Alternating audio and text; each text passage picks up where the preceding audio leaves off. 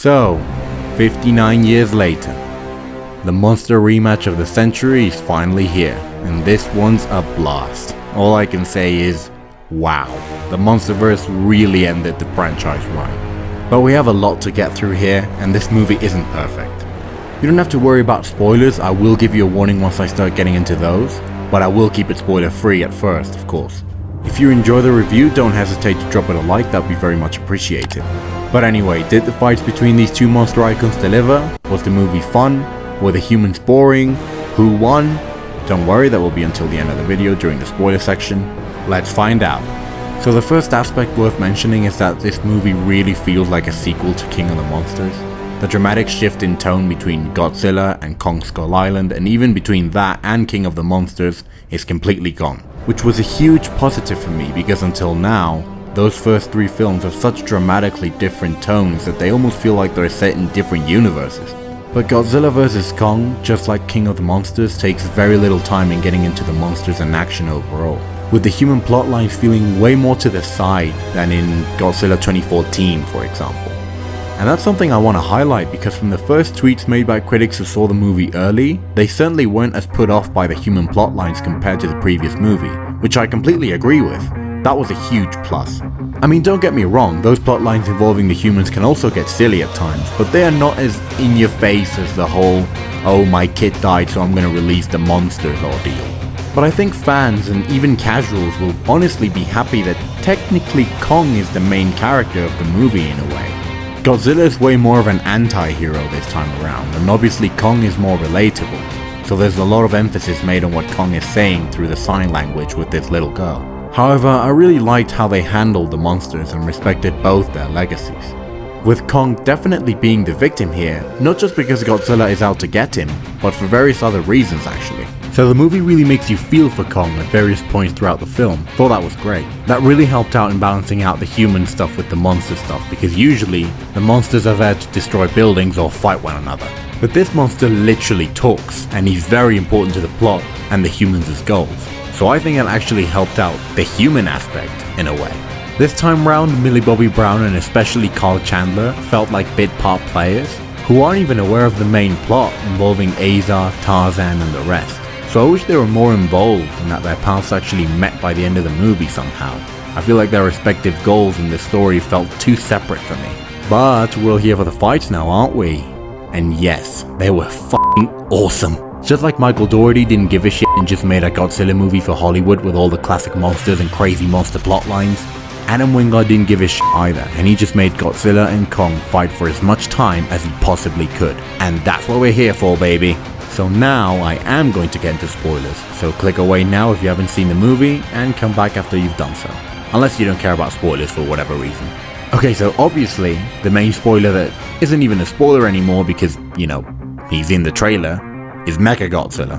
I did love the fact that we had the Mexican power in the movie, with Isa and Demian being in the movie, but I really didn't like how he played this evil Elon Musk that made Mechagodzilla. And I didn't like this new Serizawa guy either. He feels nothing like his son. Why does he want Godzilla dead? Didn't his dad teach him anything? And this evil Tesla, Apex Operatives or whatever, way less interesting than Monarch. I mean, I will make a video essay on this movie and even the whole Monsterverse eventually, so I will dig into the franchise in due time. So for now I'm just gonna discuss my only big issue with this movie, and that is Mechagodzilla himself.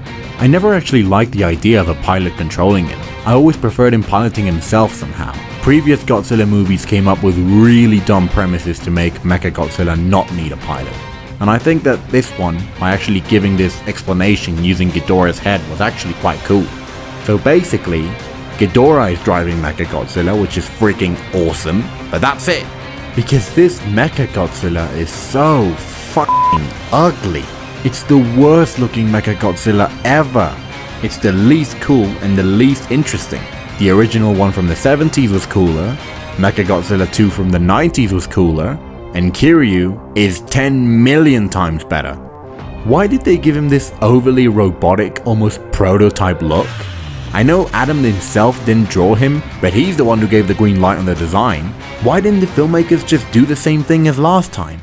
It's the same case. trade to dealers, find a supplier. God damn. Make the monster cooler, make it sound cooler. Problem solved. That's what they did with the other classic monsters 2 years ago, so why not just do the same here?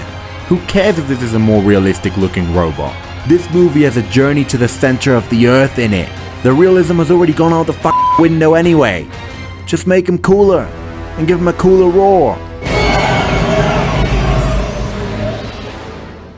This new one's roar is horrible, and he beats the shit out of Godzilla. Literally. I mean, he doesn't even land a hit. I know that in order to make up for Godzilla beating Kong earlier, they gave him his moment in the spotlight by him dealing with Mechagodzilla. But Godzilla versus Mechagodzilla is also a classic rivalry, so Godzilla fans are not gonna be happy with him getting his ass kicked like that. But once I do get my Godzilla video essays out, I'll properly get into all this. Oh, and Godzilla won, by the way. I do have massive respect for Adam Wingard for going through with this. This is the decider. You know, you don't have to debate it anymore. You watch this film, that's Godzilla, that's King Kong, they're beating the shit out of each other, and one wins, and you know, that's it. And I'm so glad that he actually gave a winner, and that the winner was Godzilla. Because you can like Kong more, that's fine. But the lore doesn't help him. He's king of an island and not even a kaiju originally. The other is the king of the monsters, who's taken on bigger fish before in the first place. So the debate has been settled, but in spite of that, both monsters' legacies were respected in the process. And in the end, that's what the movie set out to do. So I'm actually gonna give it a 9 out of 10 for achieving exactly what was expected of it. But almost everything regarding Mechagodzilla brought it down for me. Drop a comment below. Did you like the movie? Did Kong deserve to win? Is this the best incarnation of Mechagodzilla and am I just crazy? Whatever it is, let me know. Don't forget to leave a like if you haven't already, and subscribe to my channel for more video essays and compilations very soon. And that's all I got for now. I hope to see you guys around here very often. This is me, signing off.